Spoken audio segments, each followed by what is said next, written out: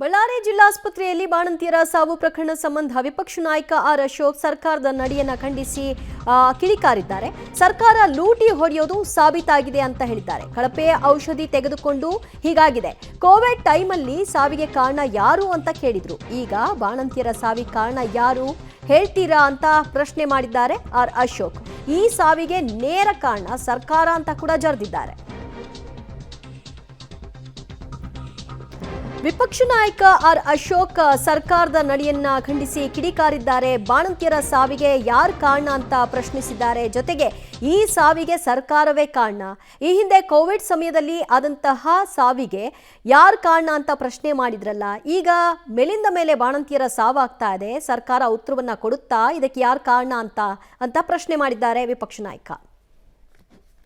ಇವತ್ತು ಆಸ್ಪತ್ರೆಗಳಲ್ಲಿ ಬಳ್ಳಾರಿ ಆಸ್ಪತ್ರೆಯಲ್ಲಿ 5 ಜನ ಗರ್ಭಿಣಿ ಆಗಿರುವಂಥವರು ಇದು ತಾಯಂದಿರು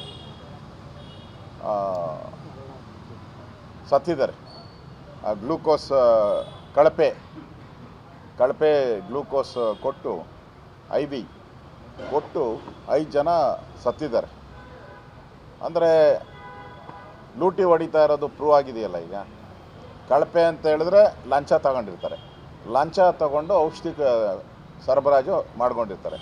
ಆ ಸರಬರಾಜು ಮಾಡಿರೋದ್ರಿಂದ ಆ ತಾಯಂದಿರಿಗೆ ಕೊಟ್ಟು ಈ 5 ಜನ ಸತ್ತಿರೋದಕ್ಕೆ ಈ ಸಾವಿಗೆ ನ್ಯಾಯ ಯಾರು ಕೊಡ್ತಾರೆ? ಕೋವಿಡಲ್ಲಿ ಅದು ಇಲ್ಲಿ ಹೇಳಿದ್ರಲ್ಲ, ಯಾವುದು ಚಾಮರಾಜನಗರದಲ್ಲಿ ಈ ಸಾವಿಗೆ ನ್ಯಾಯ ಯಾರು ಅಂತ, ಅದು ಆಕ್ಸಿಜನ್ ಸಿಲಿಂಡರ್ದು ಕೇಳಿದ್ರಲ್ಲ ನೀವು.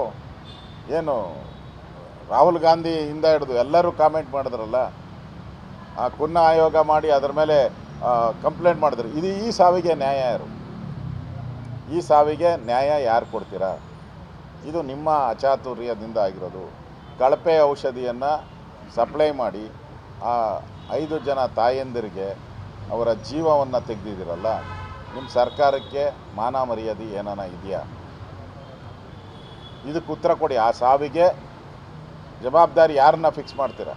ಇವತ್ತು ಆಸ್ಪತ್ರೆಗಳಲ್ಲಿ ಚಾಮರಾಜನಗರ ಆಕ್ಸಿಜನ್ ದುರಂತಕ್ಕೆ ಕಾರಣ ಕೇಳಿದ್ರು. ಅದಾದ ನಂತರದಲ್ಲಿ ಯಾರು ಹೊಣೆ ಅನ್ನೋದನ್ನ ಬಿಜೆಪಿ ಅವರು ಹೇಳಿರಲಿಲ್ಲ. ಈಗ ಅದೇ ವರ್ಷೇನ ಕಾಂಗ್ರೆಸ್ ಮುಂದುವರಿಸುತ್ತಾ ಅನ್ನೋದನ್ನ ವೇಟ್ ಮಾಡಬೇಕು. ಯಾಕಂದ್ರೆ ಅಶೋಕ್ ಅವರು ಅದನ್ನೇ ಕೇಳ್ತಿದ್ದಾರೆ. ಆಕ್ಸಿಜನ್ ದುರಂತದ ಬಗ್ಗೆ ಹೊಣೆ ಯಾರು ಅಂತ ಕೇಳಿದ್ರಿ ಅಲ್ವಾ, ಈಗ ನೀವು ಹೇಳ್ತೀರಾ ಅಂತ. ಆಗ ಅವರು ಹೇಳಿರಲಿಲ್ಲ, ನೀವು ಹೇಳಿದ್ರಾ ಅಂತ ಅವರು ಪ್ರಶ್ನೆ ಮಾಡ್ತಾರೇನೋ. ಇದರಲ್ಲೂ ರಾಜಕೀಯ ಆಗುತ್ತೇನೋ.